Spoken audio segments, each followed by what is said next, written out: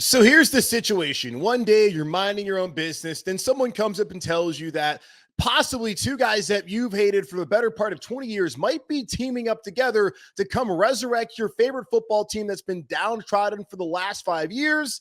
Does that sound about right about what's going on potentially here in Carolina? You are Locked On Panthers, your daily Carolina Panthers podcast. Part of the Locked On Podcast Network.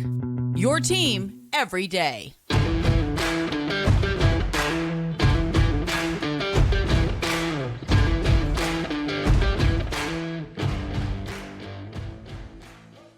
Welcome into another edition of the Locked On Panthers podcast, a part of the Locked On Podcast Network. I'm your host, as always, Julian Council, talking Carolina Panthers with you every Monday, Tuesday, Wednesday, Thursday, and Friday. Your team every day. That's our motto here on the Locked On Podcast Network. Make sure to watch our show and subscribe to our show over on our Locked On Panthers YouTube channel, where sometimes I go live and break it all down like it did on yesterday's show, as Ben Johnson is no longer the favorite for the Carolina Panthers head coaching job because he's staying in Detroit. So be sure to check out those episodes. If you ever miss one, it's okay. You can listen to every single episode right there in your podcast feed. Just be sure to rate, review, and subscribe so you never miss a single edition of the show.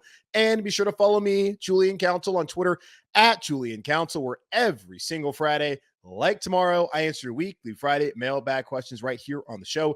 To participate tomorrow in the weekly Friday mailbag, either at me or DM me on Twitter at Julian Council. Today's episode of Locked On Panthers is presented by Prize Picks. Prize Picks is daily fantasy made easy. Pick 2 to 5 players, and if they score more or less than their Prize Picks projection, then you can win to 10 times your money on your entry. First-time users can receive 100% instant deposit match up to $100 with promo code Locked On. That's PrizePicks.com, promo code Locked On.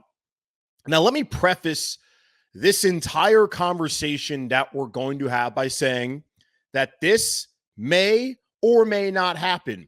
This has not necessarily been reported, but it's been put out there into the ether as a possibility here in Carolina. If the stars align, or if hell freezes over, or if pigs fly, or if the worst guy you know makes a great point. So all this could be fake, could not happen, but it also could happen. So here it is. Mike Florio of Pro Football Talk put this out on Tuesday evening when I was live breaking down Ben Johnson deciding not to come here to Carolina. Got off of that live show and saw that news and wanted to bury my head into the deepest pit on planet Earth. This is what Mike Florio had to say about the potential of Sean Payton, who we know is in the running to be the Panthers' next head coach. He will speak with David Tepper in Manhattan on Friday afternoon, and also Thomas Edward Patrick Brady Jr. potentially teaming up here in Carolina for your hometown Panthers. He said a year ago, no one knew that Saints coach Sean Payton and Buccaneers quarterback Tom Brady were trying to join forces with the Miami Dolphins. Eventually, word got out and bleep hit the fan and yada, yada, yada. The Dolphins don't have a first-round pick here in 2023. Now, with Brady poised to become a free agent in March and Payton currently drawing the interest of multiple teams, could Brady and Payton land on the same team next year in 2023? Enter the Carolina Panthers. The last to officially join the Peyton chase. Carolina has a very good defense, very good receivers. I wouldn't say that. A solid running game and an offensive line good enough to make it all go. They also have an owner who has been desperate, and emphasis on desperate, for a great coach and a franchise quarterback. Even though Brady would be a short-term option, he'd fill the stadium and create a ton of excitement, maybe only for a year. That's me saying that. Also, the NFC South currently is, to put it simply, not good. It sucks, Mike. The Panthers would instantly become the favorites to win the division. They could fatten up their record enough to become one of the top seeds, especially with the schedule rotation having them face the teams of the AFC South and NFC North in 2023. It makes plenty of sense, and it's hiding in plain sight. We'll find out in the coming weeks whether it happens. That, according to Mike Florio, the possibility of Sean Payton and Tom Brady teaming up in Carolina, two guys that you have hated for the better part of 20 years. Now hated in a football sense, not personally. I would certainly hope you don't hate these guys personally. They've probably never really done anything to you. Maybe you have met Tom Brady, you've met Sean Payton, and they did something wrong to you. I highly doubt that being the case. But yes, as Panther fans, we've watched Sean Payton on the opposite sideline there in New Orleans, that smug face that you would just like to hit right there, pal, right in the kisser. And you have not loved him. But if he comes here and wins games, I'm sure you will love him, and Roman Harper thinks you would too. Tom Brady literally took a Super Bowl from us. Since then, we have had success against Tom Brady. Kicked his ass earlier this season, but then in the most important game of the season, he had a great day. More so, Dante Jackson, J.C. Horn not playing was why he had a great day than Tom Brady still being that guy here in the modern NFL. Let me just say I hate everything about this. I hate everything about the possibility that I have to, one, be a fan and root for Sean Payton, two, be a fan and have to root for Tom Brady so that the Carolina Panthers can have success. I hate everything about that. I can get over that. What I really hate about this, though, is what I've been talking to you about the last couple of days. Trading for a coach. The Carolina Panthers, according to Ian Rappaport, and the Cardinals, if they get into it, the Texans, the Broncos, and every other team that wants to trade for Sean Payton are going to have to give up a first-round pick and likely more, according to Ian Rappaport of the NFL Network. The Carolina Panthers currently hold the 9th overall pick this season. If I'm the New Orleans Saints, I am not trading Sean Payton in division without the number 9 pick from Carolina so that we, being New Orleans, can get a quarterback of the future, something they currently do not have with Dennis Allen and an organization right now. What I would not want to be doing if I'm the New Orleans Saints is allowing the Panthers to have Sean Payton and be in position to take a young quarterback this season. So I don't like the idea of trading for a coach at all because I don't want to give him an asset for a head coach when look at all the teams in the playoffs right now. Did a single one of those teams trade for their coach? The answer is no. The Chiefs did not have to trade for Andy Reid. I know the Rams are not in the playoffs, so they did not have to trade for Sean McVay. The 49ers did not have to trade for Kyle Shanahan. You can find capable winning football coaches without having to give up a first-round pick. That's why I'm against the whole Sean Payton thing. If you want to talk about, all right, well, 78 playoff teams have offensive coaches, and that's why the Panthers should get one, opposed to having Steve Wilks or someone else be the head coach, then totally fine. But you do not have to give up a first-round pick to find someone who can win games for your football team. And I understand David Tepper is going to try and go the exact opposite of what he just had with Matt Rule, and a guy who's barely spending time in the NFL, had no experience. His staff was terrible, to now getting Sean Payton, who has a ton of experience, and looks like Vic Fangio would be his defensive coordinator. I understand the appetite for that, but trading for him, I don't get it. To me, it feels like to me, if the Saints are smart, and I'm surprised, and I think what changed for Rowan about thinking that Panthers actually have a chance to get Sean Payton now is that I don't think he ever thought Mickey Loomis and Gail Benson and the Saints organization would let Carolina speak to Sean Payton. But they are, because they're trying to probably find a way to just fleece their division rival. But if they think Sean Payton's a good coach, then why would they let him stay in the NFC South? Maybe they don't think he's a good coach anymore. Maybe they think his best days have passed and that they'll be just fine with him in Carolina. I don't know. But I hate that part of it. Like I've been telling y'all the last couple of days, I'm not saying that Sean Payton's not a good coach and it can't be a good coach. I just don't like the idea of giving up a first-round pick and then some for him when you could hire potentially Frank Reich, who's been to the playoffs before, who's been a coordinator on a Super Bowl winning team, and also has the background of working with quarterbacks. When you can get Jim Caldwell, who's also been a head coach of a Super Bowl losing team, who has had success. You can get those guys instead of trading a first-round pick for Sean Payton. Again, not saying Payton can't have success here. It's just something that I don't necessarily want them to see them do in order to get Sean Payton. If Sean Payton no longer is under contract in New Orleans and it's 2024, then by all means, bring him here to Carolina. But right now, I don't love it. The second part of what I hate about it, it's not that Tom Brady, the greatest living American, like I like to jokingly call him, it's not about Tom Brady and my disdain for him as a Patriot and as a Tampa Bay Buccaneer. Because actually, I've enjoyed watching him in Tampa Bay and watching New England crumble. But what it is he's 45 years old, y'all. I didn't watch Monday Night Football. Couldn't be bothered. I need my football on Saturdays for college, Sundays for the NFL. No thanks on Thursday. No thanks on Monday. Didn't want to watch it. Also, the Bucs sucked this year. And in large part, the O-line was no good. And also, Tom Brady regressed. Father Time, what do you know, has finally caught up to Tom Brady. He's 45. And to me, bringing Tom Brady in to Carolina is more of the same.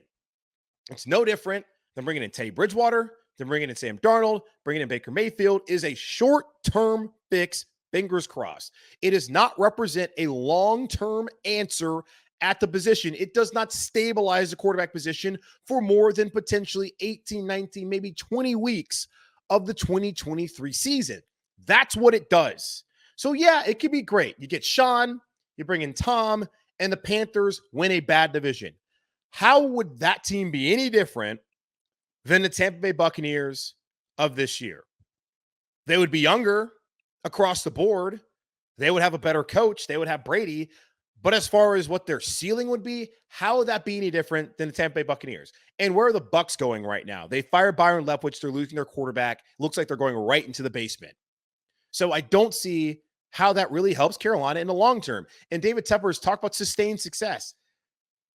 How are you going to have sustained success if you're giving up draft picks for a coach and then you're bringing a quarterback who's going to command a certain salary, what might make it difficult for you to extend Brian Burns and maybe bring back Shaq Thompson and bring back Bradley Bozeman and extend Jeremy Chin and then get another receiver, get another defensive tackle, get another edge rusher, get another corner, all of these holes. The Panthers are not a coach and a quarterback away from winning the Lombardi Trophy. There are other spots that need to be fixed. So I don't love the idea of this. Again, as I started the conversation, this is a possibility that's been put out there by Mike Florio. Not necessarily reporting, but a possibility of, hey, wherever Sean Payton lands, could he bring Tom Brady with him to basically put a middle finger to Roger Goodell and all the suits there from the NFL on Madison Avenue in Manhattan? That's what he's putting out there. But as far as does it make any sense to Carolina, as this apparently has been the conversation of the day, no. Just do it the right way, David Tepper. I'm begging you, please don't get out of your mind when you meet this man over a couple martinis on Friday afternoon. Do it the right way. You have your general manager. Let him lead it. Let him be the guy to lead the search and let him hire a coach and then go out there and draft a quarterback. Do it the right way. It does not need to be this way. And another thought too is, okay, so even say the Saints decide, all right, we're going to take your 2024 pick. Maybe does it work? Possibly. That's the only way it works for me, is that the Saints are like, all right, we'll take your 2024 pick and we'll take a couple picks from 2023. You can have your first round pick. You can have your quarterback. You can have your Sean. You can have Tom. Then maybe it works. Maybe it works then too. But maybe it doesn't. I just have a hard time believing that New Orleans is going to let Carolina potentially have Sean Payton and a first-round pick here in 2023 to get their quarterback.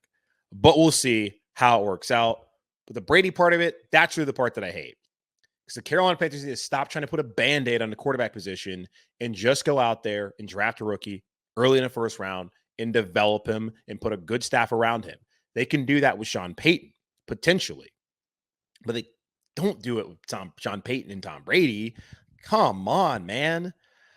All right, let's take a quick pause here because Sean Payton is going to meet with David Tepper, and we'll talk about that down the road. But really, Steve Wilks, though, where is his candidacy at in the meantime? Dan Graziano, Jeremy Fowler, both of ESPN, had a little reporting on that on Wednesday. We went into that here in just a moment on Locked On Panthers. This episode of Locked On Panthers is brought to you by friends over at betonline.net. It is your number one source for sports betting info, stats, news, and analysis. Get the latest odds and trends for every professional and amateur league out there, from the NFL to the NBA, college basketball, and so much more. They've got it all at betonline.net. And if you love sports podcasts like this one, you can even find those at BetOnline as well. They're always the fastest and the easiest way to get your betting info. Head to the website today or use your mobile device to learn more. BetOnline, where the game starts. Again, y'all, if the Panthers, mainly David Tepper, want to trade for Sean Payton and want to give up a first-round pick and likely more for a Super Bowl winning head coach. I am not against the whole Sean Payton piece of it. I'm just against going about it in that manner where you're David. The thing about too, like people talk about like with David Tepper, he can spend whatever on a coaching salary. The coaching salary has no impact on your salary cap, has no impact on your draft picks.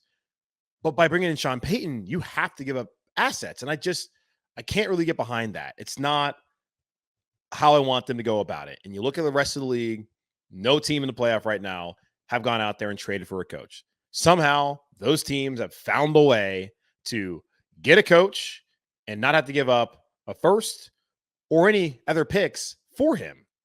So why do the Carolina Panthers have to do that? And I understand if you want Sean Payton now, that's what you have to do. And it's possible that Sean Payton decides that, actually, I'm good. I don't want to go to Denver. I don't want to go to Houston. I don't want to go to Carolina. I'm going to stay in Fox or stay at Fox in LA and just wait and see what happens down the road. And you also have to wonder for a guy who's going to want personnel control, how's it going to work with Scott Bitterer? Is Scott no longer going to be the general manager here? And there might be some of y'all who say, hey, fine, whatever, good riddance, go away, Scott Bitterer. Just for me, I don't love it. I don't love the idea of trading for him. I don't hate the idea of Sean Payton because I think he's a good coach. I hate the idea of how you acquire Sean Payton. And as far as the Tom Brady aspect, hate the idea of bringing a 45-year-old quarterback because, come on, he's 45. He was not that great this year. And also, just draft a rookie in the first round and be done with it and to draft and develop him. Enough with the whole, like, duct tape and Gorilla Glue and all that other nonsense that they've been doing the last couple of years. All right, Steve Wilks, where does he factor in all of this? I've seen from Greg Olson, who has a charity benefit coming up with the Hardest Yard, that, you know, the Levine Children's Hospital over at Atrium up here in Uptown Charlotte. I guess it's probably technically Midtown Charlotte and all that they do with him and his wife, Kara. I guess they're having something at Stake 48, but if you guys ever been there, congratulations. Like, a lot of money to go to that place. But either way, he's speaking to the media. Joe Person, he spoke to Will Kunkel, spoke to Phil Orban, everyone locally as that event's going on. And he was kind of breaking down the Carolina Panthers coaching search. And he was also telling people, hey, you know, be patient, be calm. Like, you got to trust in the ownership. I've laid out multiple times to why you can't trust the Panthers owner, but you have no choice but to, I guess, at this point in time, when it comes to David Tepper, Tepper Sports Entertainment, and all that's going on there on 800 South Mint Street in Uptown Charlotte. But Greg also chimed in on the coaching search, talk about how he's biased, but he thinks Steve Wilks is the right guy because of the leadership, the culture that he established. And I've been trying to tell y'all that that is what should be a top of mind here in Carolina for David Tepper. Not just, oh, hey, offensive coach, and, oh, man, he's been a former quarterback. Hey, Super Bowl, Lombardi. Hey, absolutely. Like, there ain't nothing wrong with that with Sean Payton. But just how he's been just so tunnel vision on wanting an offensive coach. I read an excellent piece by Benjamin Solak of The Ringer on Wednesday afternoon about D'Amico Ryans, defensive coordinator in San Francisco, who's already denied an interview request here to Carolina. Now, the reporting has been that he might circle back later on in the process. I think they're going to the Super Bowl, personally, the 49ers, so it might be a while, and I don't know if David Tepper is going to have the patience to wait to actually have multiple conversations, fingers crossed, with D'Amico Ryans, who former players, the guys who played with him back in Alabama, they used to call him coach because he understood the defense and the offense so well that when he was a rookie in Houston, he spent a ton of time with Matt Schaub trying to understand not just the offensive formations, but the tendencies of offenses in those situations. And when he played, he would be calling out plays. You remember a guy we used to have here in Carolina who used to do that at the linebacker position, Luke Kuechly? That's right. I think you guys probably think that Luke Kuechly one day could be a great coach. Well, sounds like D'Amico Ryans is kind of the same. He's played at a high level. He's had an amazing defense this year. Kyle Shanahan spoke in the world of him. Chip Kelly, apparently back when he was coaching, he said that, like, damn, a guy who I think could be a great coach one day could be D'Amico Ryans. Like, that seems like a guy that you would want. They talk about the leadership, the way he communicates. Like, depending on who he's talking to, he might be more like, hey, rah-rah. He might be more reserved. Just understanding the temperature of the room. Go talk to a guy like that. So that's just my whole thing with the whole search. It just feels like so tunnel vision. And now it seems like it's either going to be like Steichen, which, again, I've told y'all, I'm totally great with that. Sean Payton, and it might end up being Sean Payton because David Tepper, as we saw with Matt Rule, might just fall in love and be like, hey, I'm ready to give you the world. Let's get married. Again, not over. I keep saying again, But as I said, I'm not against whole Sean Payton being here. I'm just against how they would have to go about it. And I don't see how that helps the organization long-term, especially when he talks about sustained success. What you need to do is have your draft capital to build your roster and develop those players, especially when we don't have a ton of cap space. But either way, up to what I teased. Jeremy Fowler, Dan Graziano, those guys tag team on ESPN.com as NFL insiders, always put their weekly notebook together about what they're hearing. And this is what they had on Steve Wilks. Jeremy Fowler says in Carolina, Wilks will likely be a finalist, but there's a feeling among some in the league that owner David Tepper will go offense. Lions offensive coordinator Ben Johnson returning to Detroit was an interesting move because the Panthers were excited to speak with him, which means the Panthers were going to hire him. He appeared to have some traction there, but there's plenty of time for a candidate to sway Panthers brass too. Wilks has a strong offensive plan in place should he get the job. I think I saw that Brian Johnson, the quarterback coach up there in Philadelphia, is who people think would be the OC here in Carolina if Steve Wilks is the head coach. And of course, Al Holcomb would stay on as the defensive coordinator. And that has been the key piece for Steve Wilks. We've seen how he's led the team. We've seen all of that, but they're going to bring in a young quarterback. I think that's way more likely than Tom Brady coming in here, even with Sean Payton. They're going to bring in a young quarterback who needs to be developed, and having the right offensive coaching staff is paramount, whether it's Steve Wilks as the coach or Shane Steichen or any of the other candidates out there. Dan Graziano also added that he's hearing the same stuff as far as Wilks go, so that the Panthers are leaning towards one of the younger offensive guys. So as I've been telling y'all since last week, just does not look like Steve Wilks is going to get the job here in Carolina. It's unfortunate, but still a possibility. And Ben Johnson pulling out of the search is huge. And there's a possibility, too, that Sean Payton might not be interested here in Carolina, and he might back out as well and focus attention to Denver or Houston, or waiting until next year in that cycle and seeing maybe the Dallas job ever opens up, or if the Chargers job opens up and he can go there and go somewhere where he actually wants to be at, and a place that already has an established quarterback that he can work with. We'll see how it all works out. If that happens, then that helps Steve Wilks, and it probably comes down to Steve Wilks and Shane Steichen. But right now, Wilks, Steichen, Payton, those to me seem like the three guys who are at the top of the list here in Carolina. All right, let's take another quick pause here. Got more updates on the coaching search as Sean Payton and the Carolina Panthers are expected, or set to meet rather, tomorrow in Manhattan. So we'll get into that here in just a moment on Locked on Panthers. Looking for a delicious treat but don't want all the fat and calories? Then you got to try a Built Bar. We just got through the holidays, and I know my goal is to eat a little healthier this year. And if you're like me, when you want to eat healthier but you don't want to compromise taste, then man, I've got just the thing for you. You got to try Built. With Built, healthy is actually tasty. Seriously, they're so delicious, you won't think they're good for you. They're perfect for your New Year's resolution. So what makes Built Bars so good? Well, for starters, they're all covered in 100% real chocolate. That's right, real chocolate. And they come in unbelievable flavors like churro, peanut butter brownie, and coconut almond. I'm not sure how Built does it, but these bars taste like a candy bar while maintaining amazing macros.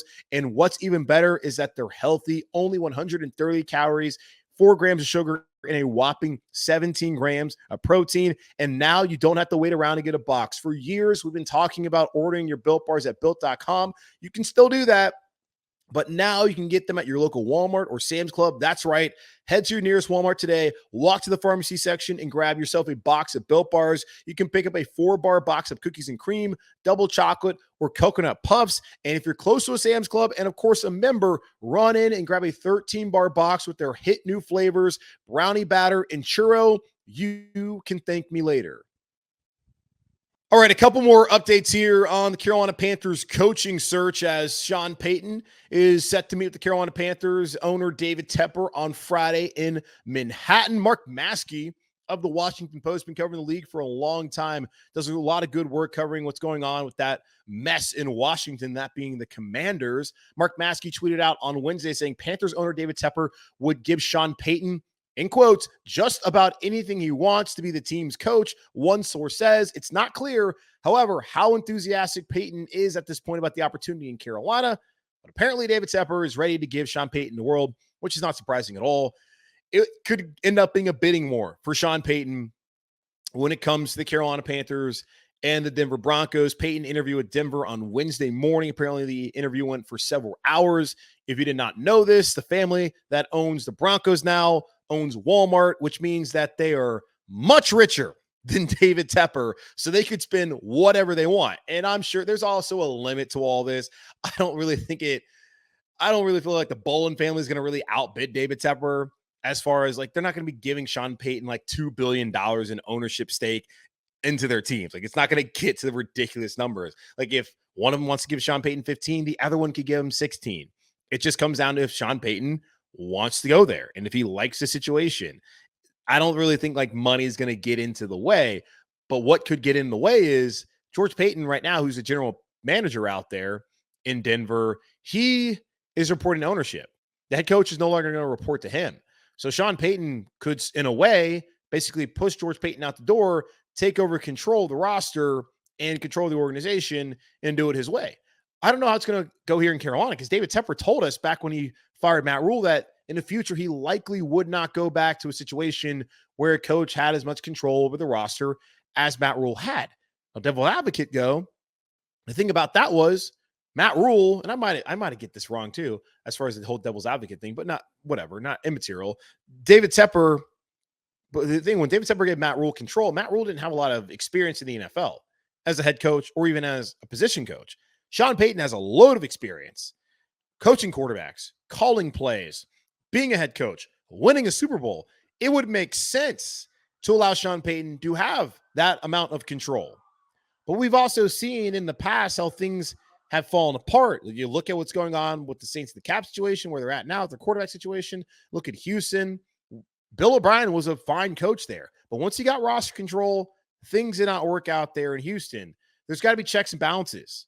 And I think it makes more sense for the general manager to be the guy who goes out there and mainly leads the players, but obviously the head coach has to have input. But it sounds like David Tepper might be willing to allow Sean Payton to come here and take control and, in a way, push Scott Fitterer off to the side. That might be the best thing for the organization. Who knows? Once again, Ian Rappaport of the NFL Network saying that every team interested in Payton are willing to meet the Saints' asking price, which is a first-round pick and likely more.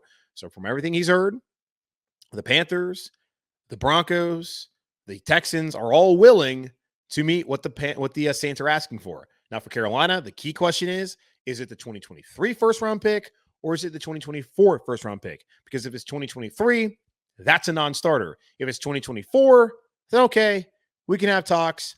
That's far more palatable to me. I still don't love the principle of trading for a coach, but I'll take that way over 2023, where I'm not taking that deal at all. A couple more things here too. Carolina is interviewing defensive coordinators concurrently with its interview for the head coach. As we know, former Broncos coach Vic Fangio, who has been attached to potentially be the new defensive coordinator for Sean Payton, wherever Sean Payton goes. He's a leading candidate to run a defense at the Panthers, were to hire an inexperienced offensive-minded head coach. Ben Johnson is who it looked like they had in mind for that. Shane Steichen, that would make sense too, as Fangio's worked as a consultant on that defensive staff in Philadelphia this year. So there's got to be some semblance of a relationship between him and Steichen. So there's a possibility that Fangio comes over as a DC to help out Shane Steichen, which I think would be a dynamite pair if they can do that. I would also love a dream team. I think this is what Greg Olson brought up in his article or his conversation with Joe Person, that he would love a dream team of Steve Wilks as the OC, Al Holcomb as the DC, and then Frank Reich as a quarterback coach and as the OC as well. So if we can get the Steichen and Fangio pairing, or if we can get the Wilks and Reich and Holcomb trio, I'm feeling good about that. Though I like that a lot more than the Payton Brady kind of stuff that we could have. But it's Payton, Vic Fangio, and you only give up a 2024 first-round pick and likely more. I can live with all three of those scenarios. So Payton, Fangio, you give up the first-round pick in 2024, I can deal with that. The Wilks, Holcomb, Reich, go get your quarterback. I'm cool with that. The Steichen, Fangio, figure out and get your quarterback. I'm cool with that as well. So those three scenarios, I think, can all be wins for the Carolina Panthers in hopefully the interim and maybe even the long term. But we have no idea how it's going to work out at the end of the day. One final thing, Peter Schrager of Good Morning Football and the NFL Network and also Fox, got a lot of jobs there, Peter. Buffalo Bills OC Ken Dorsey is scheduled to interview with the Carolina Panthers on Saturday. Per his league sources, Dorsey was the quarterback coach for Carolina during their recent Super Bowl season, which was, of course, back in 2015. So not all that recent, but the most recent, as the other one was 2003. As we all know, cardiac cats keep pounding. All that was born that year. Good for Ken. I would love to see what he has to say to David Tepper, and I think that could work out. I know we gave him and Mike Shula a lot of flack for what happened during those years, as far as like how you felt about the play calling, whether it was aggressive enough and all that kind of stuff. Was it too stale? They had the best offense in the league in 2015 because Cam went berserk, but they still had the best offense in the league with an older Jonathan Stewart, Greg Olsen, who was fantastic, Ted Ginn Jr., Philly Brown, freaking Jericho Cotchery, Devin Funchess, who's trying to go to the NBA now, apparently. They had the best offense in the league. Like, they had success. A large part of it was having Cameron Jarrell Newton as your quarterback, but he had success. And he's gone out there and done a pretty good job helping coach Josh Allen under Brian Daboll, and now is the OC there in Buffalo. So I'm glad to see that Ken's going to get an interview, and I'm wondering how it's going to work out. And I'm hoping that David Tepper reaches out, tries to speak to D'Amico Ryans, and tells him, hey, I'm not completely laser focused on getting an OC or an offensive coach. I actually want to talk to you. I've heard a lot of good things about you, and I think you could be a great leader for my football team. I want to have a conversation. So there's the update on today, as Carolina Panthers are still about what? I guess officially, I mean, it's been months, but really in earnest, about 9-10 days into their coaching search and finding hopefully the next leader here in Carolina that can take them to the sustained success that David Tepper promised us and actually hoist the Lombardi Trophy. All right, that's going to wrap up this edition of the Locked On Panthers podcast, a part of the Locked On Podcast Network, hosted by yours truly, again, Julian Council. Make sure to watch the show, subscribe to the show over on our Locked On Panthers YouTube channel. Check us out wherever you listen to this podcast and all your favorite podcasts. Rate, review, subscribe so you never miss a single episode. And be sure to follow me, Julian Council, on Twitter at Julian Council, where tomorrow I'll answer your weekly Friday mailbag questions here on the show, either at me or DM me over on Twitter at Julian Council to participate on the show. In the meantime, be safe, be happy, be whole. As always, keep pounding, and I'll talk to y'all on Friday.